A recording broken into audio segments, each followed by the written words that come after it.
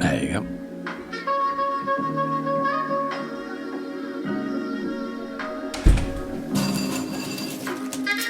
Don't attempt anything without the gloves.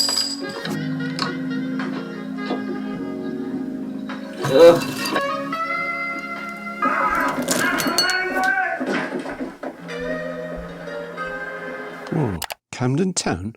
That's Trellick Tower. And Westway? That's not Camden, that's Notting Hill.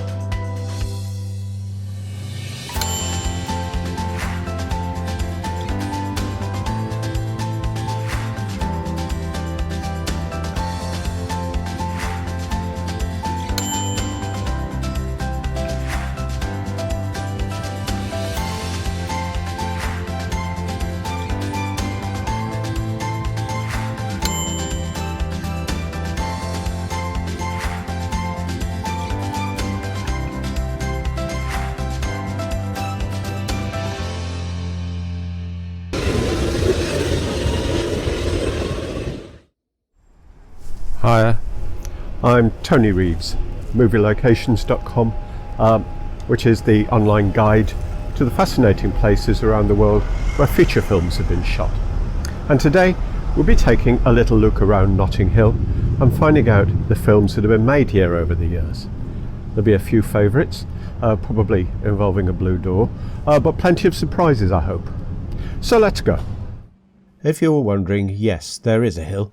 It's in the streets back there, though it's not of alpine proportions. We'll be seeing it later. This is the main road leading from central London back there out to the west. There was once a time you had to pay to use this important thoroughfare, and somewhere around here stood a toll gate, hence the name, Notting Hill Gate. Notting Hill was once a byword for cheap boarding houses and dodgy fly-by-nights, but following gentrification it's now more likely to be the setting for a rom-com full of middle-class bohemians. It doesn't have great tourist landmarks such as Nelson's Column or the London Eye, so it's not a backdrop for big action sequences or musical numbers.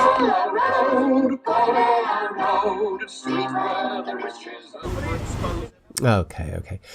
Yeah, but that wasn't the real Portobello Road, was it? That was the Disney studio in Burbank, California. The real Notting Hill is more likely to be a place where characters live, which on screen makes it a bit more interesting than mere scenery. Having said that, we're starting out in deep space with a sci-fi movie called Double Helix. I guarantee you haven't seen this film, but I'm willing to bet you've seen a clip from it. It's the movie within a movie starring Anna Scott, actually Julia Roberts of course, watched by the love-struck bookseller played by Hugh Grant in what else? Notting Hill. That decorative letter C on the balcony tells us he's sitting in what was then the Coronet Cinema. And that's the place with the dome over there. The Coronet opened in 1898 as a legitimate live theatre. And back in the day you could have seen stage legends such as Ellen Terry or Sarah Bernhardt treading its boards. In 1923, the theatre followed a popular trend by being converted into a cinema. Nearly a century later, 2014, it was restored to its roots as a live theatre. Being Grade 2 listed, its original interior was preserved and it's recently been renovated, and one long-lost feature has been restored. The statue atop the dome, which is now Gavin Turk's interpretation of painter Joshua Reynolds.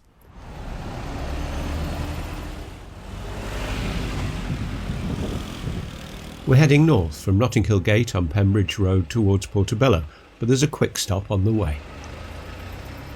Turning into Ladbroke Road, we come to Kensington Temple, but our destination is the little building alongside it, which used to be the church's Sunday school. This features in one of the earliest films on our tour, and is a true classic, The Red Shoes from 1948. The film is inspired by a Hans Christian Andersen story, but don't assume that means Disney cuteness. Those tales can be really dark. This one, about a girl whose lovely new shoes literally dance her to death, is transposed by the visionary team of Michael Powell and Emeric Pressburger to the world of professional ballet. Moira Shearer as dancer Vicky Page discovers the cost of total commitment decades before Black Swan. It's not hard to see why the dreamlike atmosphere, the extravagant visual style and audacious use of colour, this was 1948, was such an influence on directors like Martin Scorsese, who rates The Red Shoes as one of his favourite films. In 1927, the building was bought by an actor called Ashley Dukes as home for his Mercury Theatre. Now that's nothing to do with the Orson Welles Mercury Theatre Company. This was a theatre dedicated to verse plays, which was a big thing in those days, apparently. It would probably have faded into obscurity, but for one fact, Ashley Dukes' wife, and she founded a dance school here. Her name was Marie Rambert, and the school went on, of course, to become the world famous Ballet Rambert. And that's its connection with our film. It's at the Old Mercury that Vicky Page first catches the attention of the powerful and demanding ballet impresario Lermontov, the great Anton Walbrook. The old theatre is still recognisable, despite the remodelling needed to turn it into a modern home. Up there, on the roof, the building's past is commemorated by that tiny winged figure of Mercury. This was clearly the place for aspiring stars. One of Marie Rambert's pupils here was the young Audrey Hepburn. Now, as we reach the Sun and Splendour, the oldest pub in the area, Portobello Road begins.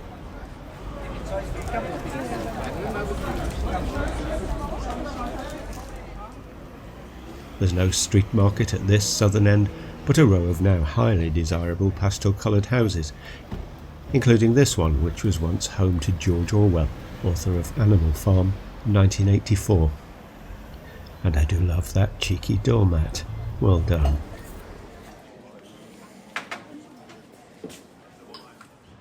Here, as we cross Chepstow Villas, there's a burst of colour as Portobello Road Market begins.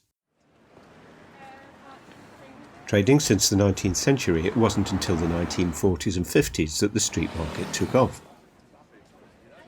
Savvy dealers realised this was the place you might stumble across that grubby old painting from someone's attic, which could turn out to be a lost Rembrandt. Don't get your hopes up. Those happily naive days are long over. Nevertheless, Portobello remains the largest antiques market in the UK. This little stretch of the road north of Chepstow Villas has been a favourite backdrop for filmmakers since the 1960s, when mooching around its stalls became the pinnacle of cool. That forbidding black wall, which is now the side of a contemporary jewellery store, once proudly announced itself as the Centaur Gallery. Here, Tom, now Sir Tom Courtenay, swaggers past it as the title character of 1969 comedy caper Otley. Otley was the first feature directed by writer Dick Clement. Along with Ian La Frenais, he formed the writing partnership responsible for TV classics The Likely Lads and Porridge. In Otley, cheeky chancer Gerald Arthur Otley lived above what is now Chelsea Galleries, but in the 60s was trad, supplying all the Victorian kitsch a groovy pad could need. After being ejected by his landlady, Otley appeals for help from his married friends at their store a few doors down. And yes, that's Phila Delore, Emma Thompson's mum. They can't put him up, but they do invite him to the party which plunges him into the convoluted plot.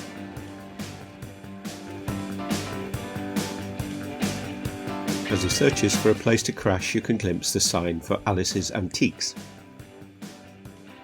This appears again, though slightly changed, in the same year as original, some would say only, The Italian Job. And here's Centaur Gallery again, as Camp Freddy and his crew roll up at the house next to Alice's on Denby Close.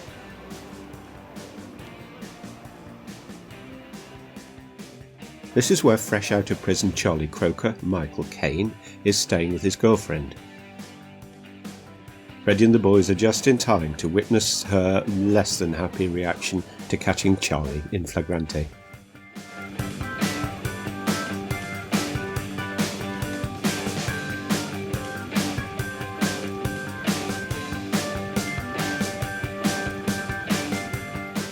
As Charlie's guests make a hasty retreat, we'll move on.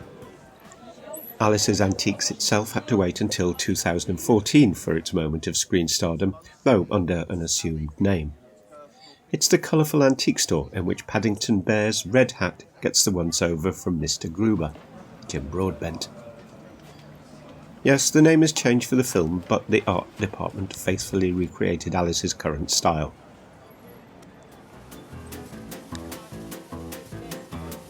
It's from here the chase down Portobello Road begins, as Paddington innocently tries to return what he believes is a lost wallet.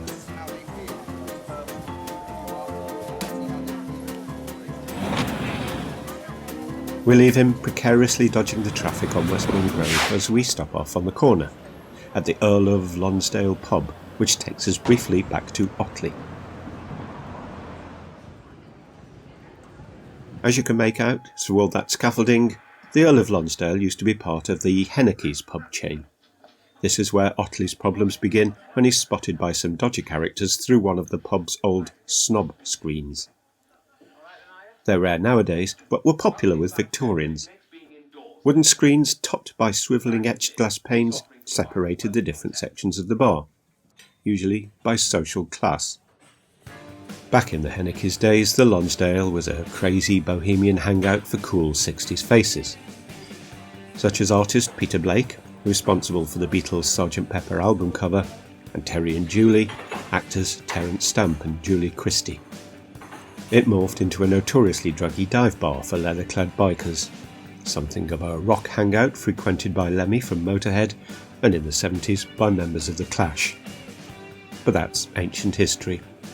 Since it was taken over by the Samuel Smith chain, the pub's been given a smart makeover. On the corner across from the Lonsdale, that raspberry red painted restaurant was once the famous Antiques Supermarket, which brings us to yet another film from 1969, The File of the Golden Goose. Despite that irresistibly commercial title, this thriller didn't exactly set the box office alight. But it did see the King of Siam, aka Yul Brynner, as an FBI agent over here on the tail of international counterfeiters. Here, he's keeping tabs on the ringleader known only as the Owl, who conducts his business in this once bustling emporium, which is now reborn as an Italian restaurant. Golden Goose was directed by American emigre Sam Wanamaker, the father of actor Zoe Wanamaker, and the driving force behind the recreation of Shakespeare's Globe Theatre in Southwark on the South Bank. Oh, and... Break off! Sam Wanamaker. Sam Wanamaker appears as a character in Quentin Tarantino's Once Upon a Time in Hollywood. He's the enthusiastic TV director who is determined that Rick Dalton should give his evil, sexy Hamlet. Evil Hamlet scares people. All right. We're taking one final look at the Golden Goose as we pop back to Chepstow Villas, that cross street where the market began.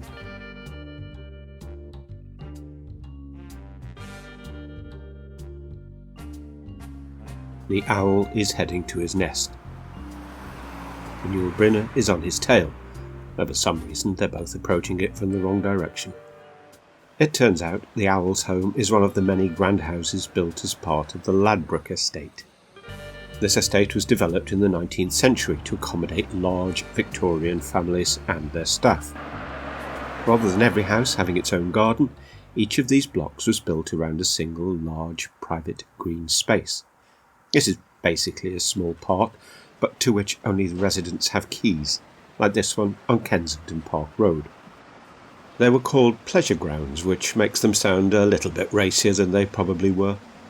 And of course, we'll soon be seeing what's become the most famous of these gardens. But as families grew smaller and there was less need for servants' quarters, it made sense to divide these huge houses up to provide multiple occupancy, flats and bedsits. The area's reputation took a serious nosedive. And it stayed that way for decades. But everything turns full circle, and eventually the more bohemian-inclined middle classes recognise the value of these properties. You can see these changes on screen, especially here as we turn into Stanley Gardens opposite the classical Italianate St. Peter's Church. An elegant vista capped by numbers 10 and 11 Stanley Crescent, a pair of houses that wouldn't look too out of place on the shore of Lake Como. But let's look at the state of the area in the early 70s. Alongside those two magnificent houses, and forming part of the same group, this is number 9 Stanley Crescent. Here's how it appeared in 1972, as a rundown boarding house, in a little British film called Oh, You Are Awful. At this point, I feel I ought to stop and explain for anybody who's not British or of a certain age.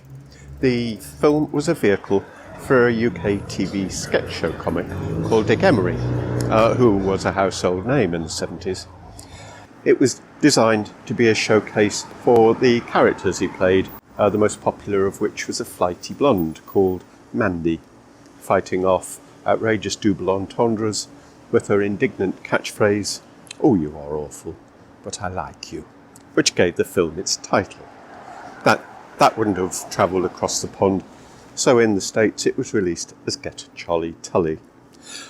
Tully, played by Emery, is a petty conman and a master of disguise, and he has to locate a hidden fortune by following a series of clues that have helpfully been tattooed on the buttocks of nubile young women. And that's British comedy films of the 70s in a nutshell. But we like them. From number 9 we pan across to number 11, half of that Italianate palazzo. We're also leaping forward 16 years, and on screen it's been divided up into flats. Here's young musician Navin Chowdhury roller skating to a music lesson with the grand and demanding piano teacher Madame Sousatzka. She's played by Shirley MacLaine in this low-key drama from John Schelsinger. He's the Oscar-winning director of Midnight Cowboy and Marathon Man. This was 1988, as Gordon Gekko had assured us, greed, for want of a better word, is good. Madame Sousatzka is one of the tenants being enthusiastically encouraged to move out of their homes. Property was the future, and a handful of long-standing residents wasn't going to get in the way of the developers.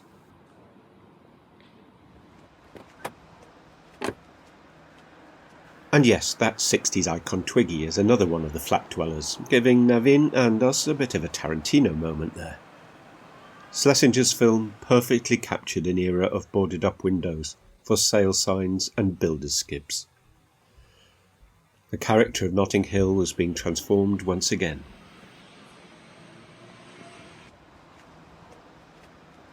Fast forward to 1995, the Tullys and the Sousatzkas are history. We're already into the comfortable world where charmingly shy booksellers can woo Hollywood stars.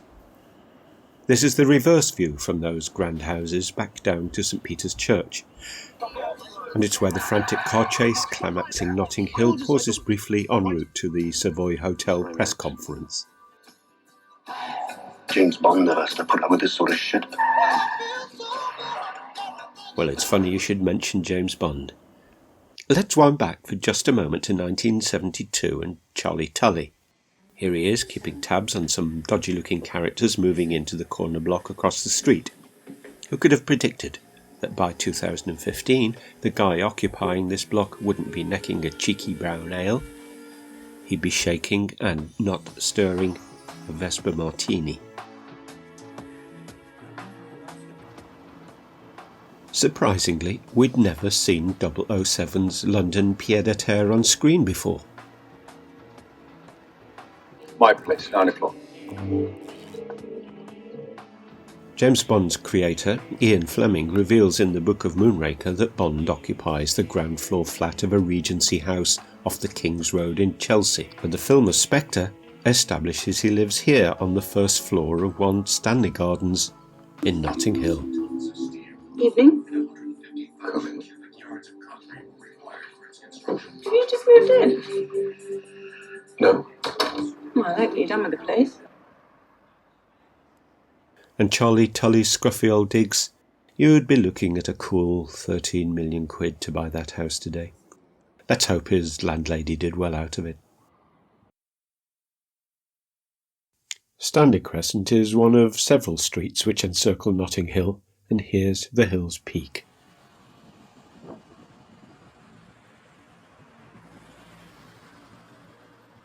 This is St John's Gardens, which has the feel of a quiet little village with St John's Church on the green in its centre, and it's where we find two giants of cinema.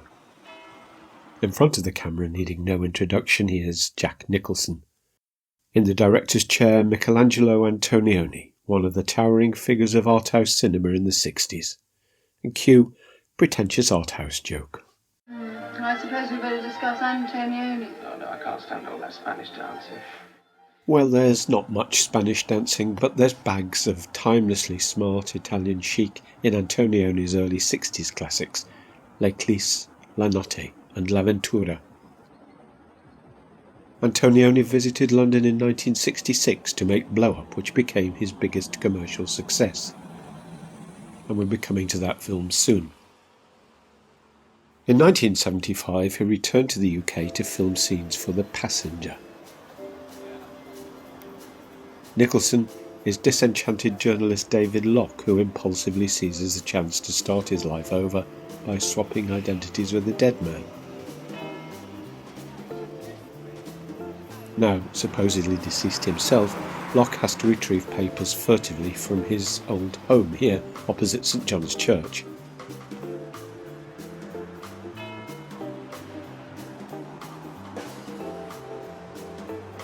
You might assume there'd long been a church on this spot, but St John's dates from only 1845.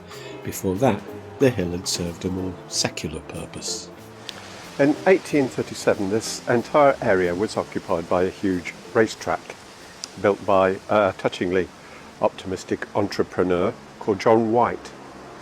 Before all this development, this peak gave a perfect 360-degree view of the course laid out below. White grandly named his great racecourse the Hippodrome, and he assumed it would come to rival the great courses like Ascot and Epsom.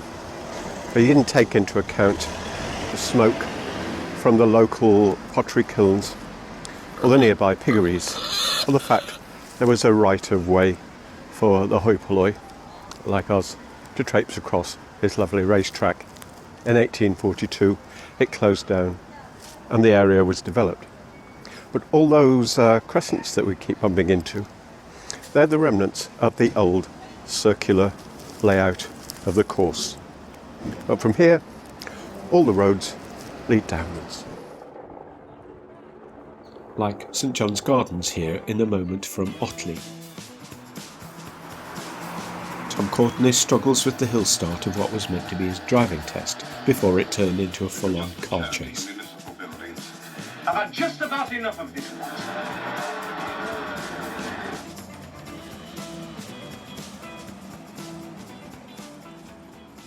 Travelling on the same road but in the opposite direction is the out-of-control pram occupied by a baby unfortunate enough to be in the way of the spawn of Satan.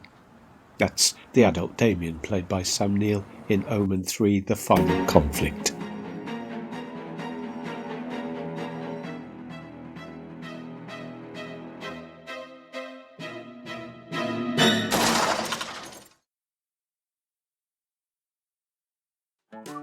Moving on, we're heading towards the photographic studio from Blow Up, but on the way... Well, this is a quiet little enclave that only locals seem to know about. Locals and Woody Allen, that is, who used this as a background for his 2005 dark and cynical thriller, Match Point.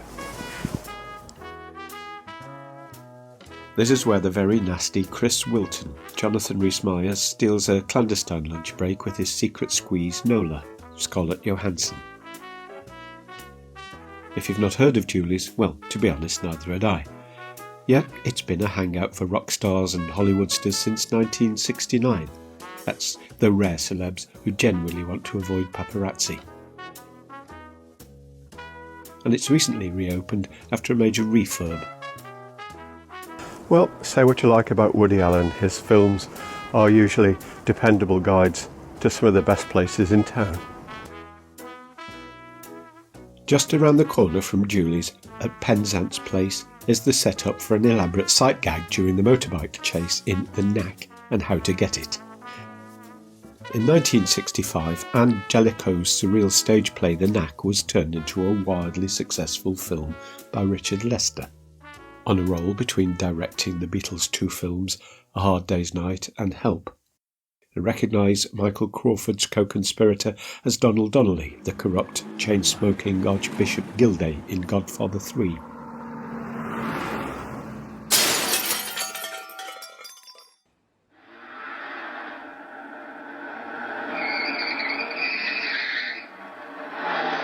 And alongside, that's how Otley's driving test panned out, as he avoids his pursuers by swerving into Pottery Lane, which is now so pink. And this is where we get to Blow Up.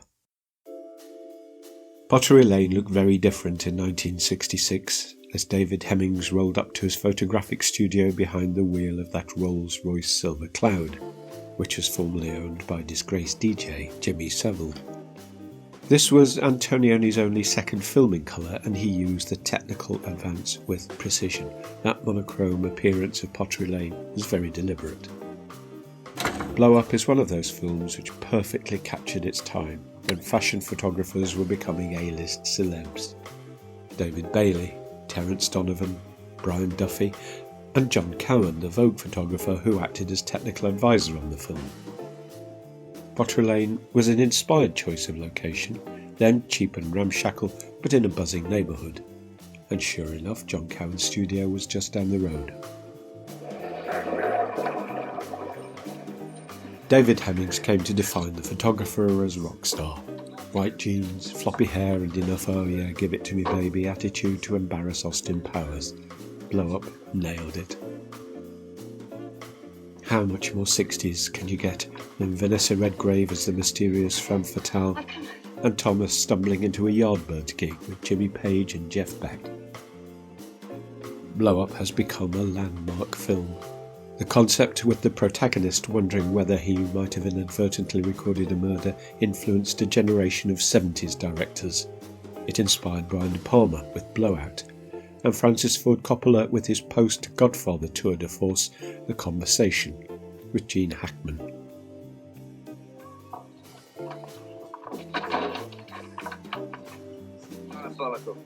Alongside the studio, those glazed brown tiles covered the walls of the neighbouring and long-closed Earl of Zetland pub. It's now flats and the walls are a charming duck-egg blue. Up there, the street signs remind us of the old juxtaposition when posh Hippodrome Place ran into working-class Pottery Lane, and that explains this odd brick structure. It's not seen in the film, but it's passed by Thomas as he drives away from the studio. It's the sole survivor of that notoriously unhealthy slum district called the Potteries, one of London's few remaining bottle kilns, as in bottle-shaped, in which not fine bone china tea services but bricks and tiles were fired. And back to Pottery Lane itself. If you ever stopped to think how that rather small cottage housed Thomas's rather expansive flat, his studio and his dark rooms, well, obviously it didn't. Those interiors were filmed elsewhere, and just a few minutes away from here. Remember I said photographer John Cowan's studio wasn't far away? Well, that's where the fashion shoots were staged. Here, just a couple of blocks south on Prince's Place. This is where that display of crazy geometric but unwearable outfits defined the look of an era.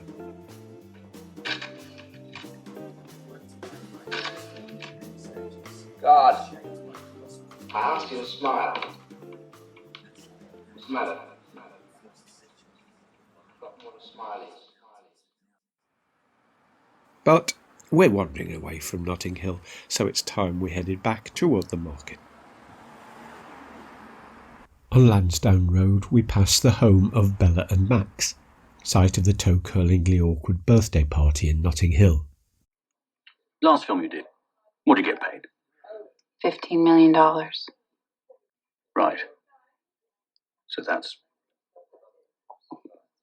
fairly good. After the celebrations, William and his megastar date Anna stroll along Lansdowne Road, another of those now ultra-smart pastel-coloured crescents.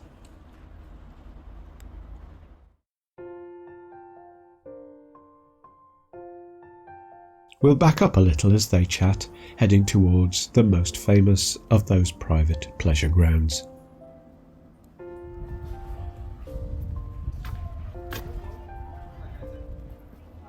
It's just along here, not too far at all. We turn right from Lansdowne into Rosmead Road, and here we find William and Anna meeting themselves coming back. No, it's not the Christopher Nolan cut. This little deception with the geography is to disguise the fact that the gardens are immediately behind Bella and Max's house. In fact, they could have simply asked to borrow the keys, but that would have meant no oopsie daisies. Oopsie daisies. This is Rosmead Gardens. Yes, the entrance has undergone some changes since 1999, but those houses on Elgin Crescent in the background are unmistakable. And don't even think about it. The gardens remain fiercely private. The drop from the gate is nastier than it appears on film, and trust me, your romantic evening will not end as cutely as Hugh and Julia's. My pics of the garden were taken in 2017 during London's Open Squares weekend. This is an annual event under normal circumstances, which gives the public access to selected off-limit spaces. And even if you're lucky enough to get access, you won't be able to sit on the bench on which Hugh and Julia parked themselves. That was a temporary prop, just for the film. There are more of the extravagantly coloured houses as we stroll back towards Portobello, which become more subdued as we turn into Arundel Gardens. Before we get back to the bustle of the market, there's a moment of peace and quiet.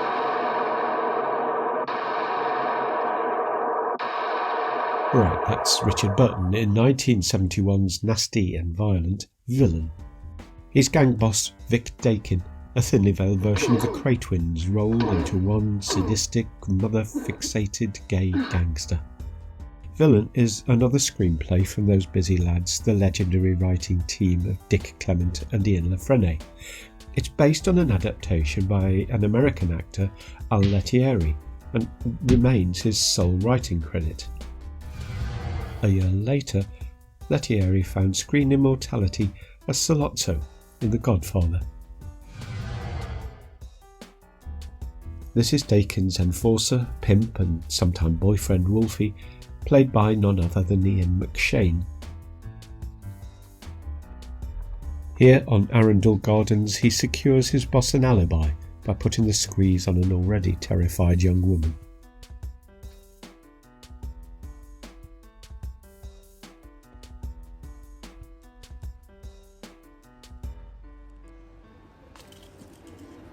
We're going to stay with Wolfie for a little while as we walk back to Portobello Road.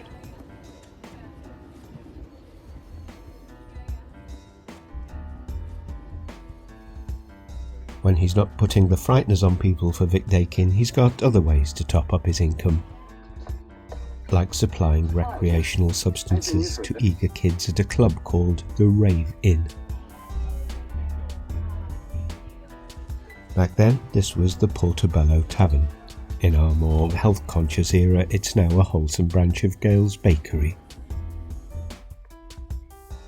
After negotiating a deal with the doorman, Wolfie finds himself escorted away by Dakin's heavies. Now, notice that unremarkable little store in the background. It's since become a bit more famous. It wasn't a bookshop then. In fact, it's never been a bookshop, but it will always be remembered as Hugh Grant's modest little travel bookstore in Notting Hill. When the film was made in 1999, it was Nichols' Antique Arcade. After several incarnations, it's finally settled on capitalising on its worldwide fame. And why not? By adopting the logo of Notting Hill, the movie. Now, it sells gifts and souvenirs. Well, that's a little bit of a fib, isn't it? Though there is a real bookshop, and it's the one that inspired the film. Why they couldn't use it in the film? Well, it's not actually on Portobello, it's just on a side street. Although, if you look very carefully, you can just about glimpse it in the film. And we'll be coming to that down here.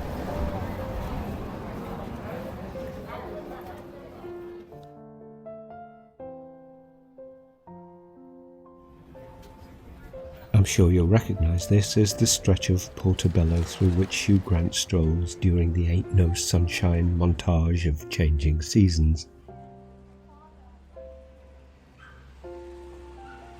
Now we have to give a tip of the hat to the Electric Cinema, barely noticeable behind all those posters, but one of the oldest still working cinemas in the UK.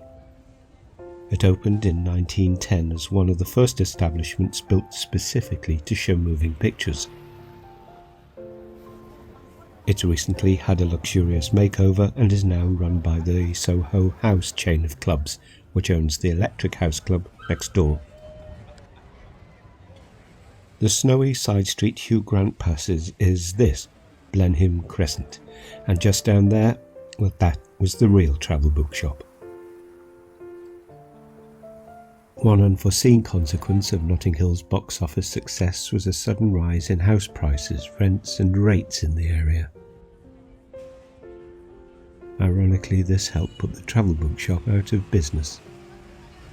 But don't worry, it's since reopened and it's thriving. It does now stock a wider range of books than simply travel, but I didn't ask if they stocked the new John Grisham thriller.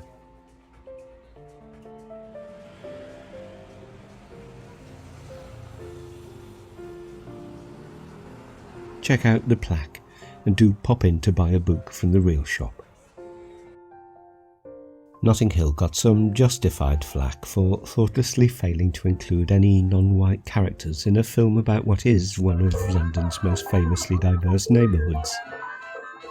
Come on, even Bedknobs and Broomsticks managed to include a steel band, however anachronistic it was. To be fair, a few mainstream movies have put the Afro-Caribbean experience centre stage, but one is 1975's Pressure. It was directed by Horace Ové, who in 2022 has finally been recognised for his groundbreaking contribution with a knighthood. In Pressure, school leaver Tony is torn between the optimism of his aspirational Jamaican parents, the political activism of his older brother, and the petty criminality of his peers. Hence the title.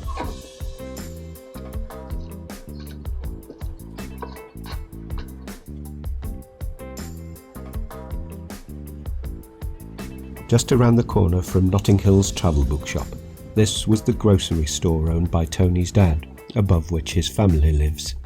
And yes, it's changed. Well, we've gone from 90s rom-com to 70s urban grit, so I think it's about time for a little bit of Finnish art house. Finnish, as in Finland. Even if you didn't see the film back in 1989, chances are you're familiar with the gravity-defying superquiffs of Finland's Leningrad Cowboys. Stars of Leningrad Cowboys, Go America. This was directed by Finnish maverick Aki Kaurismaki, a true auteur who follows his own very particular vision. In 1987, he reimagined Shakespeare's tragic hero as the inheritor of a rubber duck factory in Hamlet Goes Business.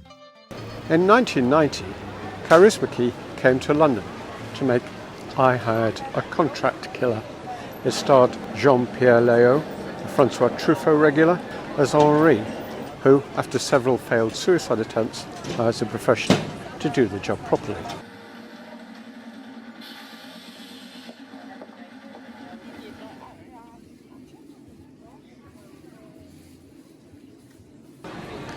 His shabby flat was up there, a top floor window, from where he could look down on this, which was then the Warwick Castle.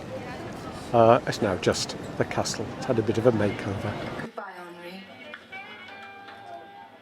It's almost unrecognisable as the old boozer in which Henri meets flower seller Margie Clark. She gives him a reason to live, but sadly this is right after he's lost contact with the hitman who's supposed to catch him unawares. Kaurismaki's film is gloriously absurd, grubbily beautiful, and played as deadpan as you could wish for.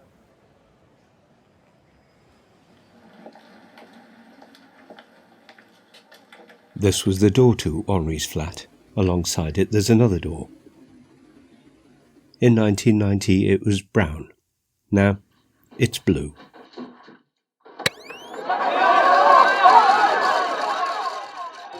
At the time Notting Hill was made, this was the front door of the film's screenwriter Richard Curtis. No, he didn't live in semi-squalor with a guy who couldn't tell yoghurt from mayonnaise. The chaotic flat was built like the bookshop interior at Shepperton Studios. Now, let's take a closer look at the door as it appears in Kaurismaki's film. Baptist Chapel. Yes, this was a place of worship. Within a few years of Contract Killer, this one-time chapel had undergone a luxurious conversion. Now it boasted, and I quote, 1,000 square foot reception room, a galleried mezzanine, and a courtyard garden.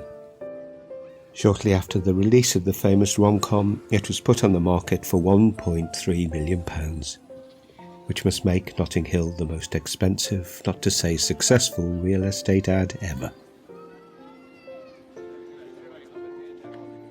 Across Portobello, past that salmon-pink restaurant, stood the little coffee shop at which Hugh Grant gets his morning caffeine fix. It's now a hairdresser's. The empty property next door, outside of which he slops orange juice all over Julia Roberts, is now the Hawaiian-themed Poke House restaurant.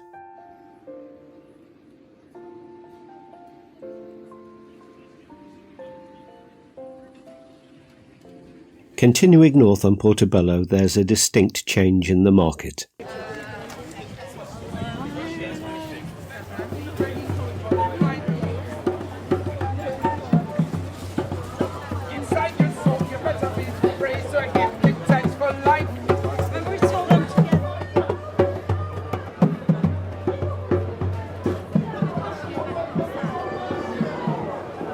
Here the road passes beneath the elevated Westway, roaring over Portobello Green Market and Acklam Village, a conglomeration of mouth-watering street food stalls. And a good place for a refreshment stop, yes?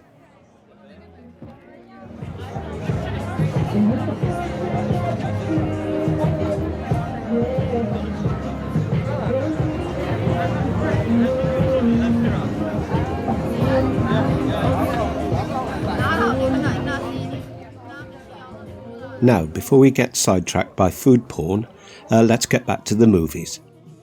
There are fewer tourists here as the stalls become an old-style fashion and flea market. And this is as far north on Portobello as we'll be going. Bonchurch Road.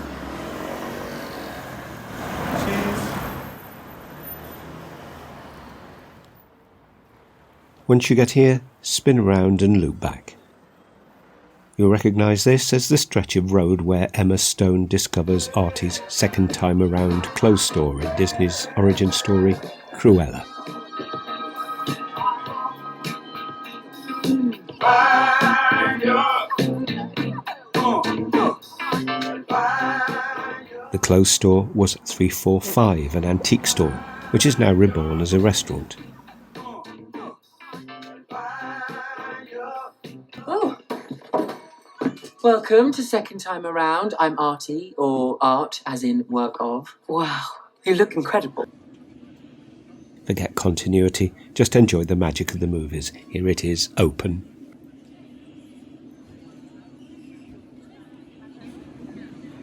Now back south a little to Notting Hill, the movie again. Art store Portfolio was transformed into the failed restaurant of Hugh Grant's friend.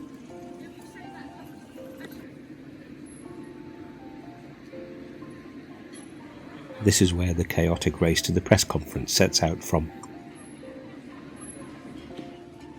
Coincidentally, the premises had also been seen as an eatery on screen back in 1991.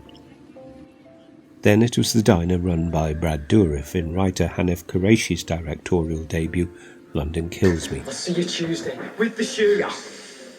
I start Tuesday, everything's A1 fixed up, there's just one thing I need. Clean, a pair of shoes. It's an interesting curiosity, but didn't find the box office success of Kureishi's earlier script, My Beautiful Laundrette. And Richard Curtis didn't quite repeat the success of either Notting Hill or Four Weddings and a Funeral with his self-directed and ambitious 2013 fantasy rom-com, About Time.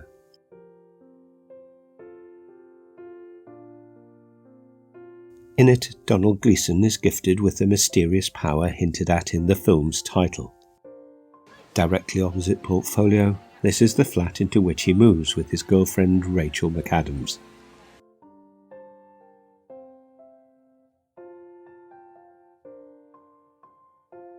Looming in the background, that unmistakable brutalist landmark is Trellick Tower. This was also seen in Pressure as Tony strolls disconsolately home after the excruciating job interview.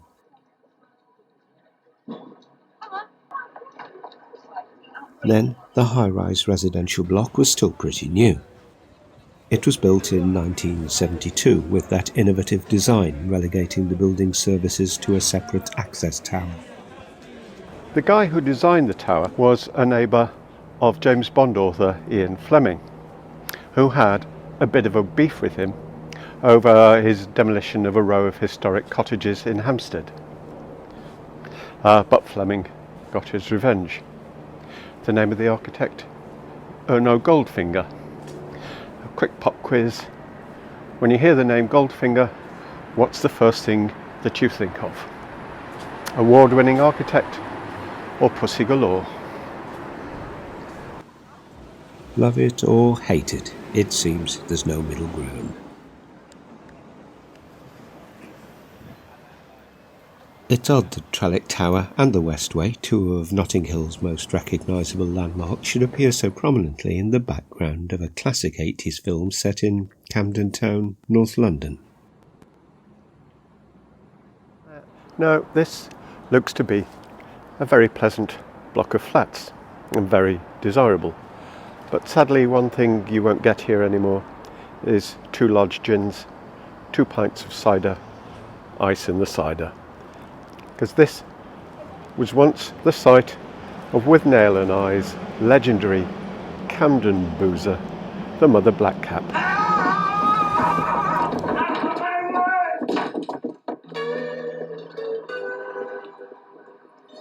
Now, when I stumbled across the pub many years ago, it was still a pub. It was called Fuddruckers. It then went on to be part of the Babushka vodka bar chain, quite a nice restaurant called Crescent House, and finally it ended up as the Tavistock bar. For a short while it was even relaunched actually under the name Mother Blackcap, and that didn't last very long and nothing seemed to be successful, and in 2010 it was finally demolished.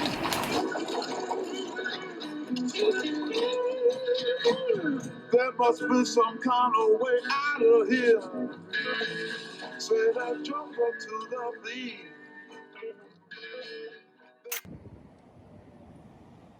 Anyway, enough of this glumness. Let's cheer up with the real 60s and the Beatles.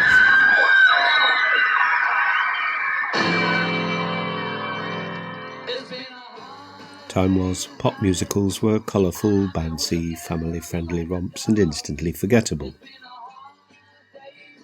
But trust the Beatles to shake things up with a groundbreaking black and white day-in-the-life faux documentary.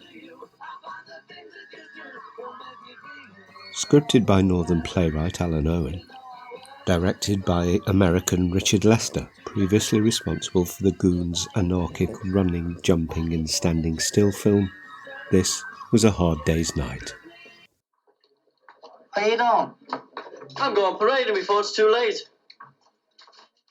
The handheld immediacy, freewheeling surrealism remain fresher today than pop movies made decades later. Ringo Starr feeling ignored as the often overlooked fourth member of the band goes walkabout from rehearsals for the group's London TV show, taking his trusty Pentax with him. Somehow he rocks up here on Lancaster Road expressing his creativity by taking arty shots of milk bottles. Like you do.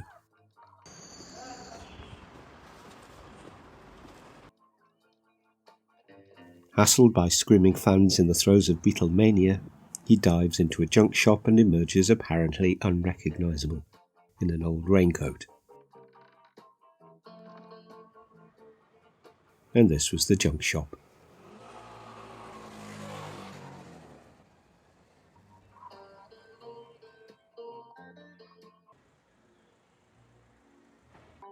Hello there. Get out of it, Shorty. Apart from the Beatles drummer, another person you might be surprised to find in the back streets of West London is Ghostbuster extraordinaire Bill Murray. Hey, how you doing? This was 1997 when he starred as American visitor Wallace Ritchie in a smart little comedy called The Man Who Knew Too Little.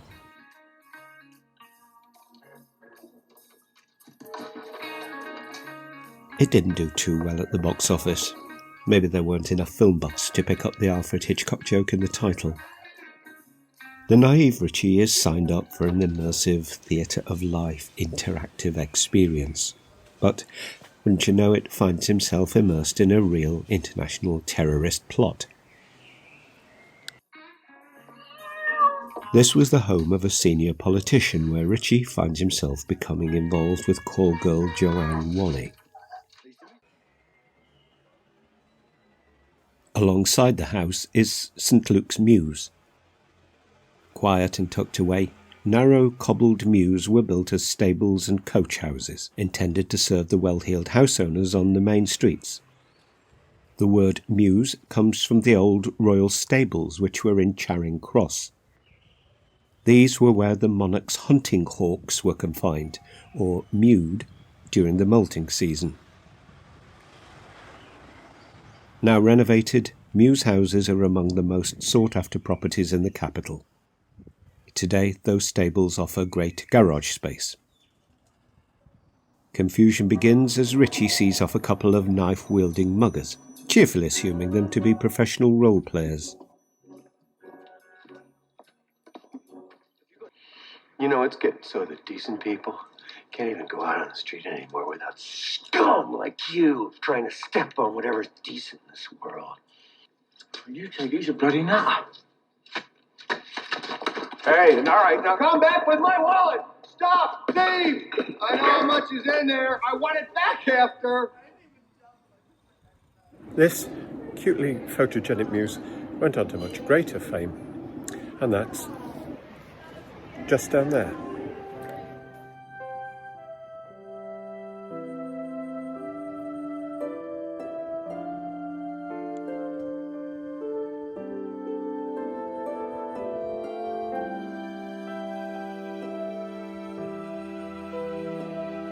No, I'm not going to recreate the whole cue cards routine.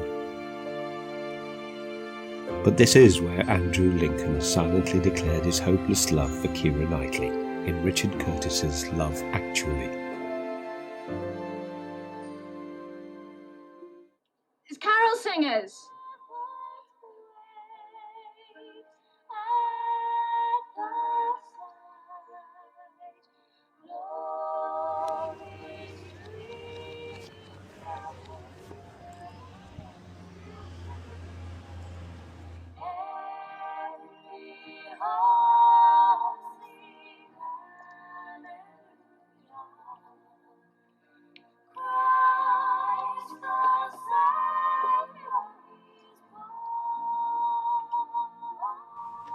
Enough.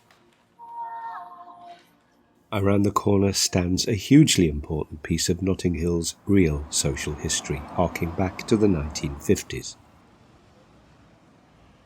Then, immigrants from the Caribbean invited to help rebuild the mother country after the Second World War found themselves greeted with virulent racism. No coloureds signs in the windows of boarding houses drove them into the clutches of notorious slum landlords in West London's rundown bedsits. Racist attacks by teddy boys culminated in what are now remembered as the 1958 Notting Hill race riots. In the long term, though, Notting Hill came through, becoming cool, multicultural, cosmopolitan, and spawning one of Europe's biggest street festivals. The annual Notting Hill Carnival, in normal circumstances, is held over a long weekend in August. The beating heart of the area's Caribbean community was here. Now it's the Little Yellow Door restaurant, but this was the legendary Mangrove Café. Opening in 1968, the Mangrove gained such fame that greats like Bob Marley, Nina Simone and Marvin Gaye popped in when they visited London. Relentless, though in the end fruitless, raids searching for illegal substances gave rise to an intense distrust of the police that lasted for a long, long time. For a dramatisation of those troubled times, check out Mangrove, the first part of Steve McQueen's Small Axe TV miniseries. The police raids are echoed in Sir Horace Óvé's Pressure, and the Mangrove itself is briefly glimpsed as Tony walks home at night. But the Mangrove's major appearance on the big screen is not as the centre of an incendiary political drama. It's in 1998 rom-com Sliding Doors, as Clive's restaurant, whose grand opening is organised by Gwyneth Paltrow. We'll have more on Sliding Doors later, but on to Colville Terrace. Imagine a time when the postcode for this row of mouth-watering townhouses was a byword for urban squalor. In 1963, West 11 had become so notorious that it was used as the title of a downbeat little drama from Michael Winner. The film's sad sack anti-hero Alfred Lynch lodged in digs here while getting drawn into a sleazy murder plot.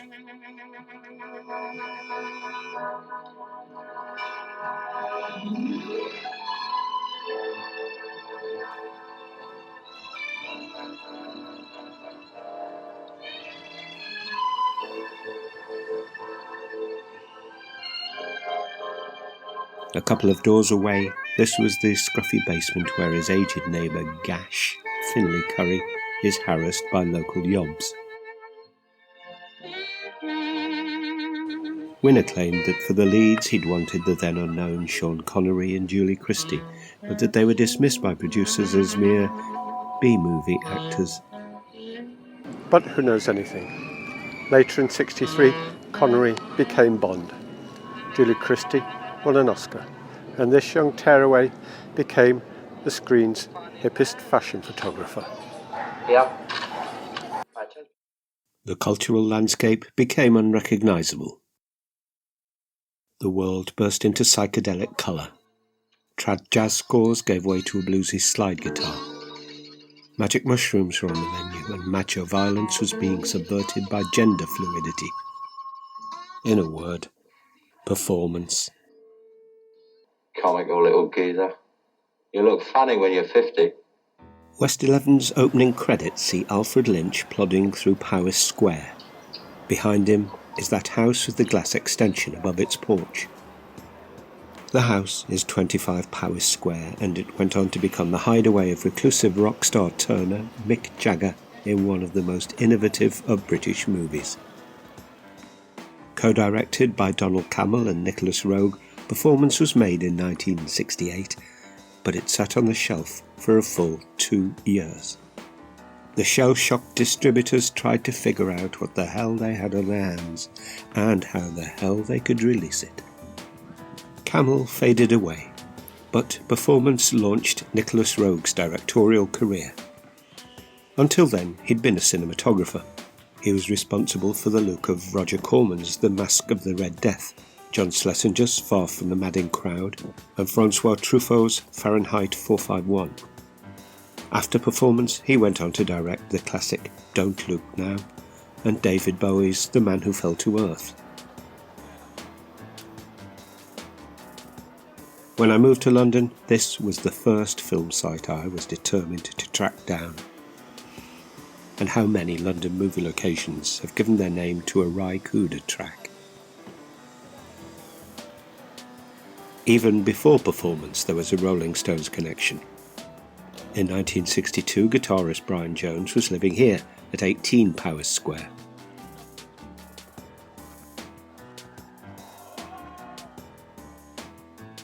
And across from the Performance House, this is the Tabernacle. Built in 1887 as a church, it went into decline in the 20th century until being occupied by squatters.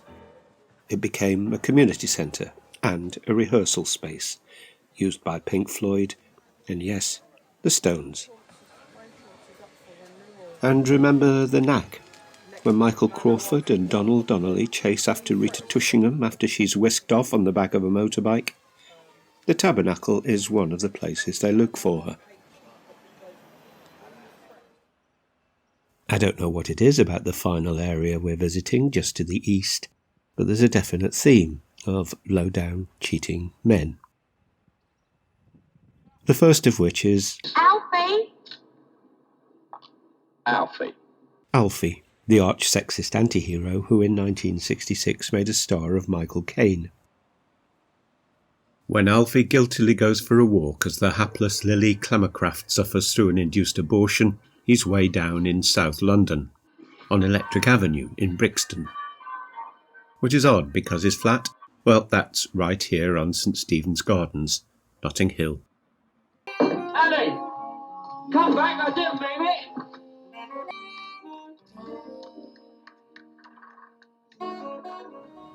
Today, those traffic bollards mean there'd be no passing bus for Jane Asher to hop onto.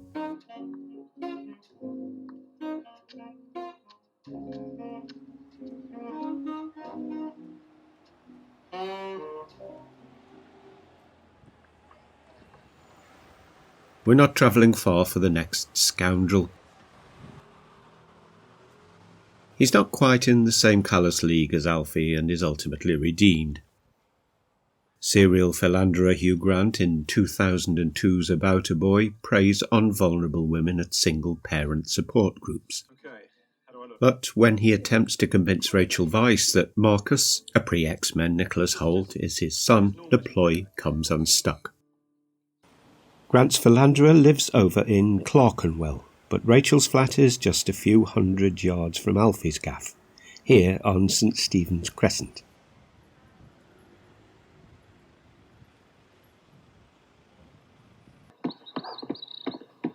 Boy, hang on. Come on, we're going back. He's off his head. No, he's not. By the way, in the same movie, remember Grant getting a haircut at a swanky hairdresser's while he's on the phone to Marcus? And the extraordinary building you can see through the window behind him? The thing is, mate, my life's really kind of hectic. I often wonder, to be absolutely honest, if I'd ever really have... The hairdresser's was this branch of Parsons Scott, since closed. And opposite, this is still Turquoise Island.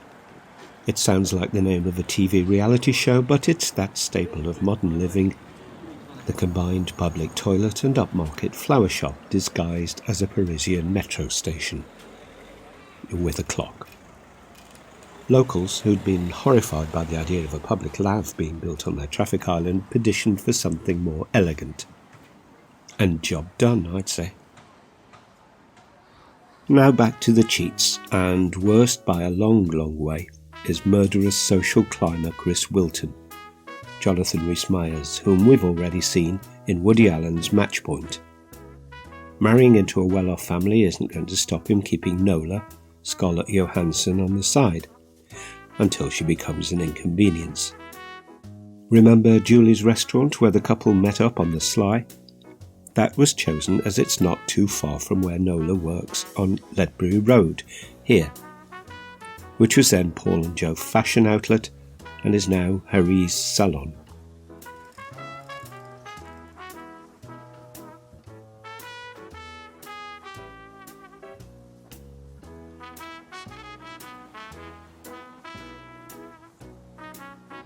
And I said we'd get back to sliding doors. One final sleazebag is John Lynch, cheating on Gwyneth Paltrow with Jean Triplehorn. The film's tricksy plot splits into two alternative versions of reality. Each is dictated by whether Paltrow catches or misses the train which gets her home in time to catch two-timing Lynch with Triplehorn. That's here at his flat in Leinster Square.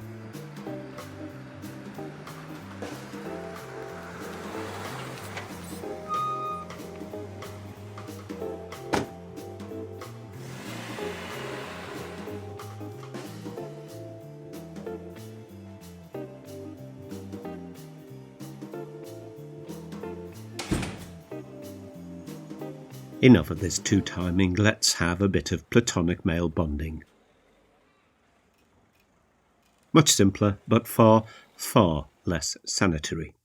Possibly the most disturbing kitchen known to humanity.